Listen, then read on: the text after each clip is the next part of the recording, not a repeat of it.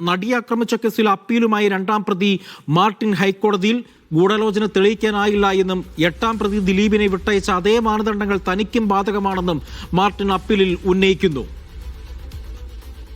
മുജിതബയുടെ വിവരങ്ങൾ നൽകാനായി Mojtaba, Martin പ്രധാനമായും പറയുന്നത് ഈ ഗൂഢാലോചന തെളിയിക്കാൻ പോലീസിന് കഴിഞ്ഞില്ല, അന്വേഷണ സംഘത്തിന് കഴിഞ്ഞില്ല. ഈ ഒരു ദിലീപിനെ വിട്ടയച്ച എട്ടാം പ്രതിയെ വിട്ടയച്ച അതേ നിയമം തനിക്കും ബാധകമാണ് എന്നാണോ ഈ അപ്പീലിൽ പ്രധാനമായും സൂചിപ്പിക്കുന്നത്?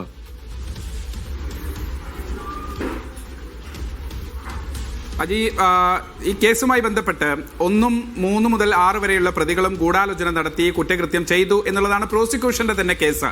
അങ്ങനെ ഒരു സാഹചര്യത്തിൽ അവിടെ പോലും രണ്ടാം പ്രതി മാർട്ടിൻ ഈ ഗൂഢാലോചനയിൽ പങ്കെടുത്തു എന്ന് പ്രോസിക്യൂഷൻ ഒരു വാദമില്ലാതിരിക്കെ തന്നെ ഈ തരത്തിൽ ശിക്ഷിക്കപ്പെട്ടത് അല്ലെങ്കിൽ തനിക്ക് ഈ ശിക്ഷ ലഭിച്ചത് വിചാരണ കോടതിയുടെ പിഴവാണ്. അതുകൊണ്ട് ഹൈക്കോടതിയിൽ CRPC പ്രകാരം അപ്പീൽ നൽകുന്നു എന്നതാണ് ഈ അപ്പീലിൽ ഏറ്റവും പ്രധാനപ്പെട്ട ഒരു ഭാഗം.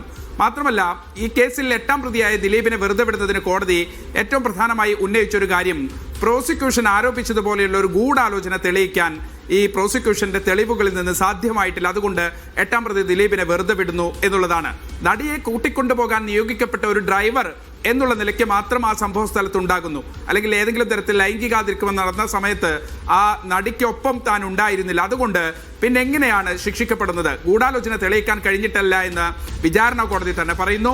ഈ സംഭവ സ്ഥലത്ത് താൻ ഉണ്ടായിരുന്നില്ല, അല്ലെങ്കിൽ സംഭവം നടക്കുന്ന ആ വാഹനത്തിൽ താൻ ഉണ്ടായിരുന്നില്ല എന്ന് പ്രോസിക്യൂഷൻ തന്നെ പറയുന്നു. അങ്ങനെയെങ്കിൽ ചില മാനദണ്ഡങ്ങൾക്ക് വിധേയമായാണ് ശിക്ഷ എങ്കിൽ തന്നെ ശിക്ഷിക്കുകയും ദിലീപിനെ വെറുതെ വിടുകയും ചെയ്യുക എന്ന് പറയുന്നത് അത് ആ മാനദണ്ഡങ്ങളുടെ പിഴവാണ്. ഹൈക്കോടതിയിൽ അപ്പീൽ നൽകിയിരിക്കുന്നതിൽ ഏറ്റവും പ്രധാനമായി ചൂണ്ടിക്കാണിക്കുന്നത് 8ാം പ്രതിക്കെതിരെ ഗൂഢാലോചന തെളിയിക്കാൻ കഴിയാതെ വെറുതെ വിട്ട കോടതി തന്നെ ശിക്ഷിക്കുന്നു. അത് അംഗീകരിക്കാൻ കഴിയില്ല. താൻ നിരപരാധിയാണ്. തന്റെ നിരപരാധിത്വം സംശയാതീതമായി തെളിയിക്കുന്നതിൽ പ്രോസിക്യൂഷൻ തന്നെ പരാജയപ്പെട്ടിട്ടുണ്ട്. എന്നിട്ടും ചില മാനദണ്ഡങ്ങൾ പ്രകാരം തന്നെ ശിക്ഷിക്കുകയും ദിലീപിനെ വെറുതെ വിടുകയും ചെയ്യുന്നു.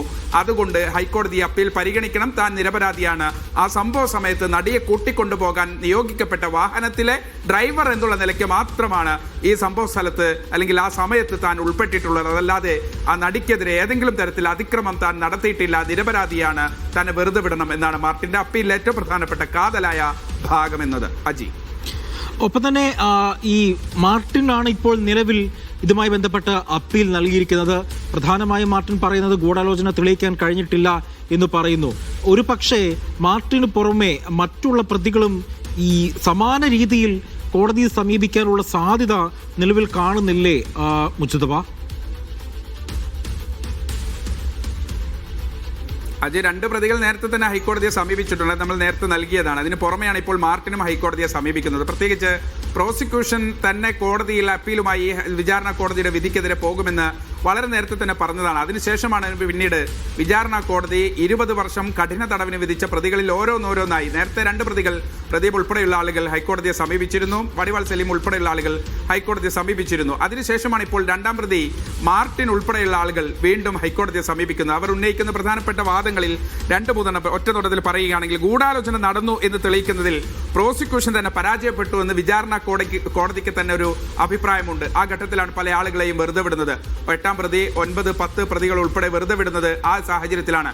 അത് തനിക്കും ബാധകമാണെന്ന് പറയുന്നു. മാത്രമല്ല, ഈ ലൈംഗികാതിക്രമം നടിക്കെതിരെ നടന്ന സമയത്ത് താൻ അവിടെ ഉണ്ടായതായി പ്രോസിക്യൂഷന് പോലും ഒരു വാദമില്ലല്ലോ.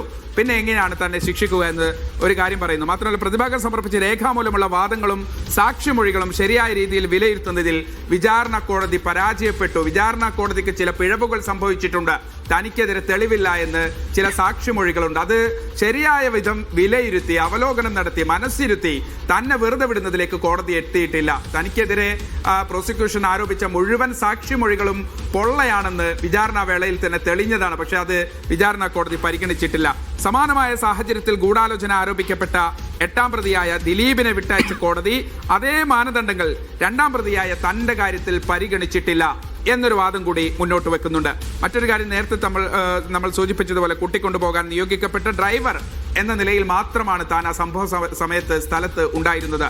നിരപരാധിയാണെന്ന തെളിവുകൾ കോടതി യാന്ത്രികമായി തള്ളിക്കളഞ്ഞു എന്നൊരു ആരോപണം കൂടി മാർട്ടിൻ ഹൈക്കോടതിയിൽ വെക്കുന്നുണ്ട്. എന്തായാലും അജി സൂചിപ്പിച്ചതുപോലെ ഈ കേസുമായി ബന്ധപ്പെട്ട് പ്രോസിക്യൂഷൻ തന്നെ അപ്പീൽ പോകുമെന്ന് പറയുന്ന ഒരു സാഹചര്യത്തിൽ അത് വളരെ വിശദമായി തന്നെ സംസ്ഥാനം തന്നെ ആ കേസിന്റെ മുന്നോട്ട് പോക്കുമായി ബന്ധപ്പെട്ട കാര്യങ്ങൾ ഹൈക്കോടതിയെ സമീപിക്കുന്ന കാര്യങ്ങളൊക്കെ വളരെ ആക്റ്റീവായി പരിശോധിച്ചു വരിക്കുന്ന ഒരു സാഹചര്യമുണ്ട്. അപ്പോഴാണ് വിചാരണ കോടതി ശിക്ഷിച്ച 20 വർഷം കഠിന തടവിന് ശിക്ഷിച്ച പ്രതികളിൽ ഓരോന്നായി ഇപ്പോൾ ആ വിചാരണ കോടതിയുടെ വിധിയിൽ ചില പിഴവുകളുണ്ട് എന്ന് ആരോപിച്ച് രംഗത്തെത്തുന്നത്.